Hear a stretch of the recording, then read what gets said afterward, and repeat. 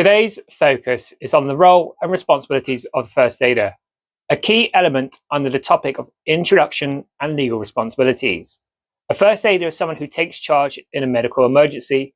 Their responsibilities include assessing the situation, protecting themselves and others from further harm, and delivering appropriate first aid based on their training.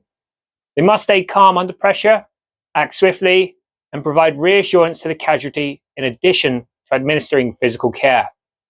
They must also take steps to prevent cross-contamination and promote safety at the scene. Importantly, first aiders must understand the limits of their role. They are not there to diagnose conditions or provide long-term treatment, but to stabilize and support until professional medical help arrives. Understanding this helps to ensure first aid is delivered safely and effectively. Stay prepared.